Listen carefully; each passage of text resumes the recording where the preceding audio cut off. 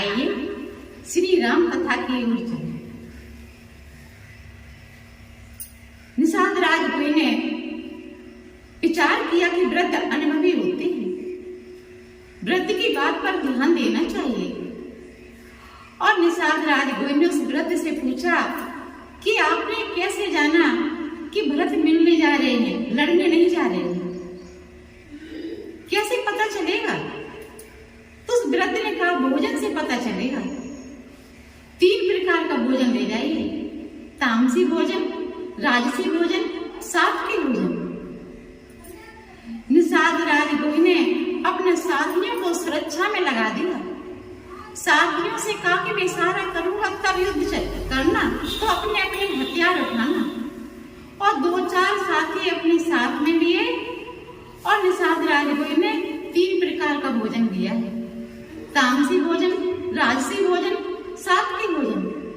क्योंकि तामसी भोजन पाएंगे तो पता चल जाएगा कि भरत जी लड़ने जा रहे हैं, और राजसी भोजन पाएंगे तो पता चल जाएगा कि इन्हें राजपद का लोभ आ गया इनके मन में, और सात्विक भोजन पाएंगे तो ये पता चल जाएगा कि प्रभु के प्रेम में जा रहे हैं, प्रभु से प्रेम करते हैं, प्रभु से मिलने जा रहे हैं। तो इसलिए 3 प्रकार का भोजन उस वृद्ध ने बताया है कि 3 प्रकार का भोजन ले जाइए। तो भरत जी 3 प्रकार का भोजन लेकर के 2-4 साथी साथ में लिए और भरत जी चल दिए। चल दिए निषाद राज गए।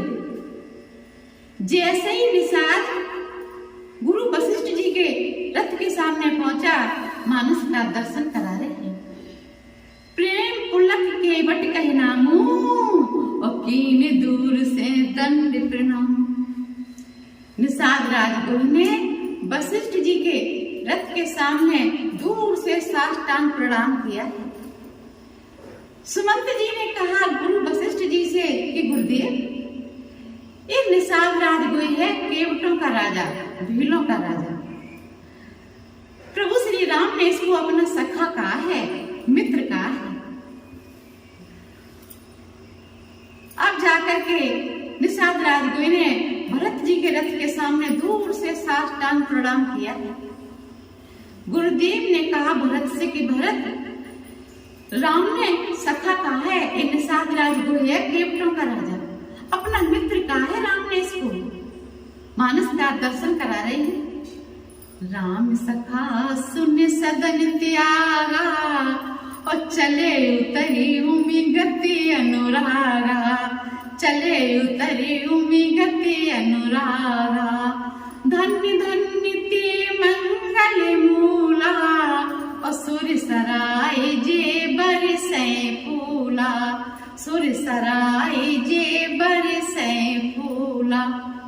राम सखा सुन सदन त्यागा और चले उतरे गति अनुरागा।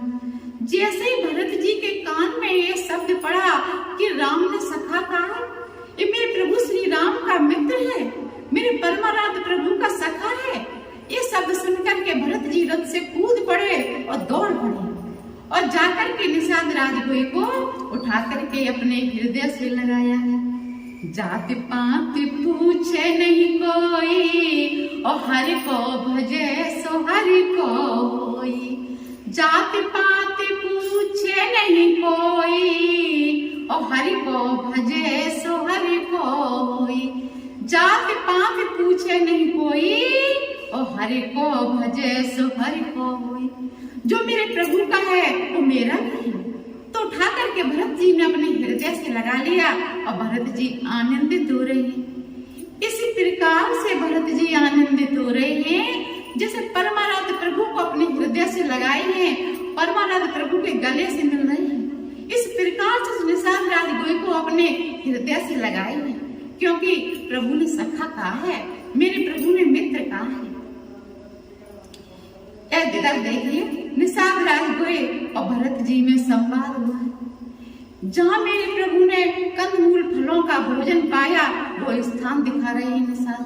जहाँ प्रभु ने विश्राम किया है वो स्थान दिखा रहे हैं। और जहाँ मेरे प्रभु ने शयन किया है, शीशम की सघन छांव है, पत्तों की सैया है, कुशा आसन बिछास पर।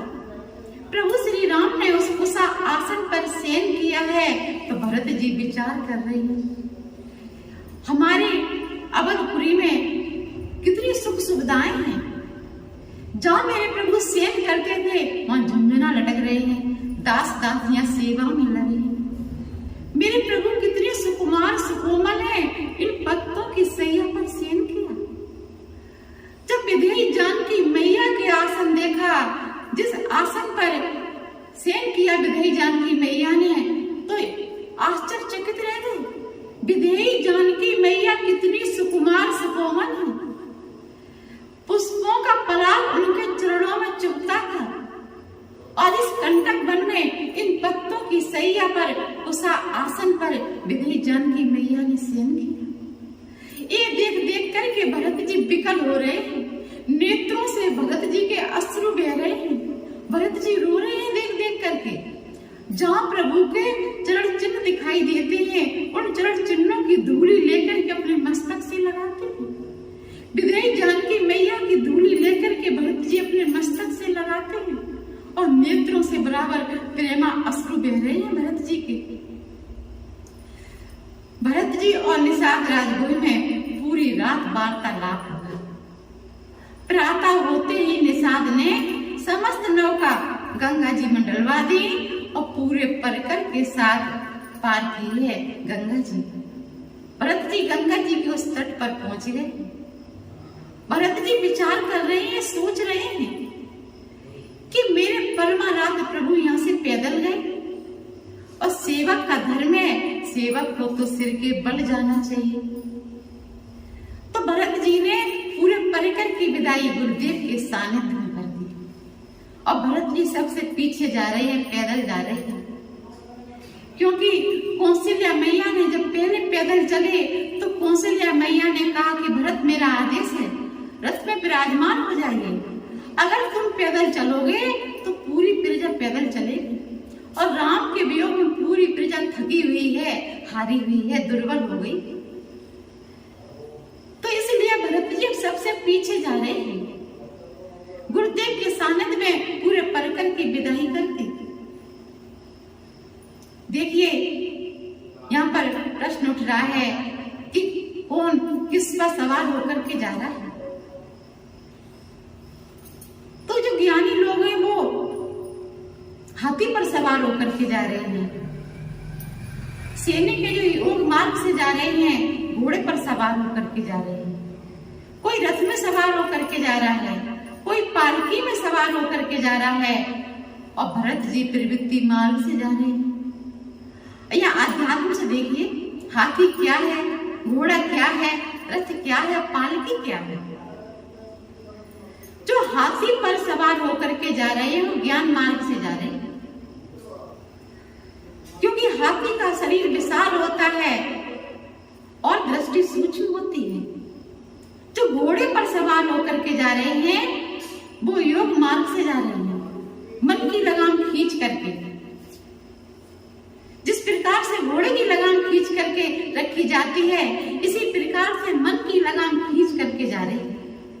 जो रथ पर सवार होकर के जा रहे हैं वो धर्म मार्ग से जा रहे हैं। माताएं पालकी में सवार होकर के जा रही हैं, भक्ति मार्ग से जा रही हैं।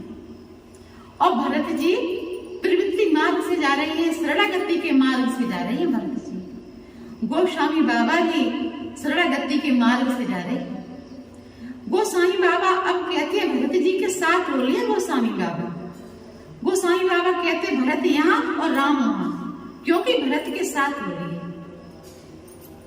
जा रहे हैं चलते पया देखा के फल, पिता दीन तजराज और जात मना बने रघुवर, भरत सरस को आज, भरत सरस को आज। भरत जी प्रभु को मनाने जा रहे हैं, कंदमूल खा रहे हैं और प्रवृत्ति मार्ग से जा रहे हैं।